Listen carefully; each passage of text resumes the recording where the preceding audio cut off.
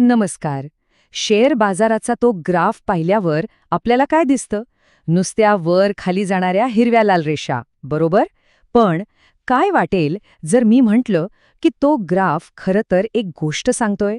हो, बाजाराच्या भावनांची, लोकांच्या अपेक्षांची आणि त्यांच्या निर्णयांची एक संपूर्ण कहाणी. चला तर मग आज बाजाराची ही गोष्ट, ही कथा कशी वाचायची तेच शिकूया. चला मग सुरुवात करूया एका अगदी सोप्या पण तितक्याच महत्वाच्या व्याख्येने. टेक्निकल एनालिसिस म्हणजे काय? तर ही आहे ग्राफच्या माध्यमातून बाजाराची मानसिकता समजून घेण्याची एक कला. यात काही मोठं रॉकेट सायन्स नाहीये, ही क्लिष्ट आकडेमोड नाही. हा आहे सरळ सरळ बाजाराच्या मानसिकतेचा अभ्यास. म्हणजे खरेदीदारांचा उत्साह, विक्रेत्यांची भीती, हे सगळं आपल्याला त्या एका ग्राफवर दिसतं. जणू काही तो ग्राफ म्हणजे बाजाराच्या मनाचा आरसाच आहे, नाही का? ओके, तर मग आपण म्हणतोय बाजाराचं मन वाचायचं.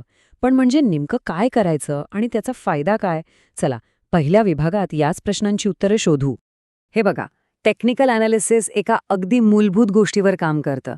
इतिहास स्वतःला पुन्हा घडवतो.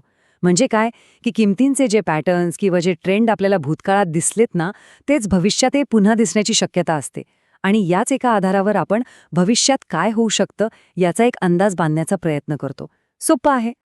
आणि गंमत म्हणजे ही बाजाराचं मन वाचण्याची कला काही फक्त शेअर बाजारापुरती मर्यादित नाहीये. तुम्ही इक्विटी मार्केटमध्ये असाल, कमोडिटीमध्ये सोनं चांदी ट्रेड करत असाल किंवा अगदी फॉरेक्स मार्केटमध्ये असाल, कुठेही टेक्निकल अनालिसिसचा प्रभावीपणे वापर करता येतो. म्हणजे याची व्याप्ती खूप मोठी आहे. बरं, आतापर्यंत हे तर स्पष्ट झालंय की बाजार एक कथा सांगतो. पण कोणतीही कथा समजून घ्यायची असेल तर तिची भाषा शिकावी लागते, बरोबर?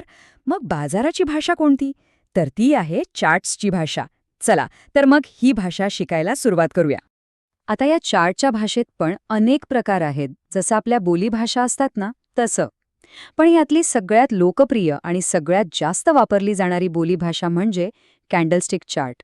प्रत्येक कॅन्डल म्हणजे ती मेणबत्ती ही बाजाराच्या त्या विशिष्ट वेळेतील कथेचा एक छोटासा पण महत्वाचा भाग आपल्याला सांगत असते. आणि प्रत्येक कॅन्डल एका विशिष्ट वेळेचं प्रतिनिधित्व करते. मग ती फक्त 1 मिनिटाची असू शकते, 5 मिनिटांची असू शकते, 1 तासाची किंवा अगदी पूर्ण दिवसाची. यालाच आपण म्हणतो टाइम फ्रेम. तुम्ही कोणता टाइम फ्रेम निवडताना यावर तुमच्या कथेची गती ठरते, म्हणजे तुमची संपूर्ण ट्रेडिंग स्ट्रॅटेजी अवलंबून असते.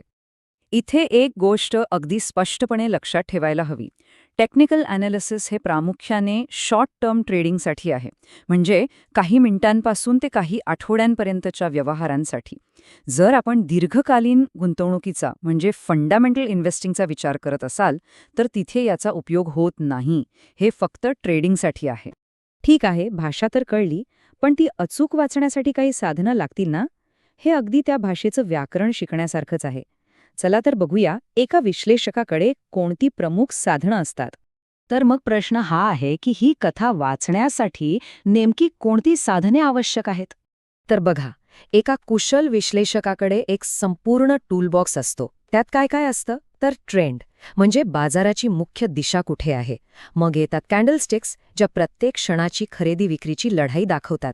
ट्रेंड लाईन्स, ज्या त्या दिशेचा मार्ग चाखून देतात. मूव्हिंग ॲव्हरेजेस, जे किमतीची सरासरी काढून आपल्याला एक स्पष्ट चित्र देतात. प्राइस पॅटर्न्स, जे बाजारात पुढे काय वळण येऊ शकतं हे सूचित करतात. आणि सगळ्यात शेवटी इंडिकेटर्स, जे आपल्याला सिग्नल्स देतात. आता ह्या सगळ्या साधनांमध्ये इंडिकेटर्स खूपच लोकप्रिय आहेत. सोप्या भाषेत सांगायचं तर हे गणितावर आधारित सिग्नल्स असतात, जे आपल्याला सांगतात की शेअरची किंमत पुढे कोणत्या दिशेने जाण्याची शक्यता आहे. बाजारात असे शेकडो इंडिकेटर्स उपलब्ध आहेत. आणि गंमत म्हणजे प्रत्येक ट्रेडर आपल्या सोयीनुसार आणि आपल्या स्ट्रॅटेजीनुसार त्याला जे चांगले समजतात ते इंडिकेटर्स वापरतो. चला, आता या कथेतील एका अत्यंत महत्त्वाच्या अध्यायाकडे वळूया. ही संकल्पना समजली तर समजा अर्धी लढाई जिंकली.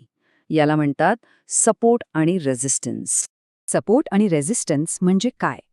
तर ह्या आपल्या कथेतील सगळ्यात महत्त्वाचे टप्पे आहेत.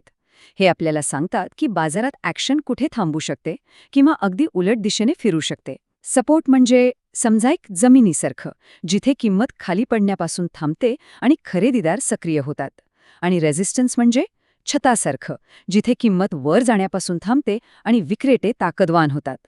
हे आहेत बाजाराच्या कथेतील खरे टर्निंग पॉइंट्स. मग ह्या लाईन्स एका ट्रेडरला नेमकी कशी मदत करतात? तर 3 महत्त्वाच्या गोष्टींसाठी. 1. ट्रेडमध्ये प्रवेश करण्यासाठी एक चांगला एंट्री पॉइंट शोधायला मदत करतात. 2. एक सुरक्षित स्टॉप लॉस लावायला जागा देतात, म्हणजे आपला तोटा मर्यादित राहतो. आणि 3. एक वास्तववादी टार्गेट प्राइस निश्चित करायला मदत करतात, जिथे आपण आपला नफा घेऊ शकतो. एंट्री, स्टॉप लॉस आणि टार्गेट सगळं काही यावर ठरतं. आणि इथे एक छोटी पण महत्वाची गोष्ट, जेव्हा याच सपोर्ट आणि रेझिस्टन्स लाईन्स आपण आडव्या न काढता तिरप्या काढतो, तेव्हा त्यांनाच ट्रेंड लाईन्स असं म्हणतात. त्या काही वेगळ्या नाहीत. ह्या लाईन्स आपल्याला बाजाराचा एकूण कल म्हणजे ट्रेंड समजून घ्यायला खूप मदत करतात.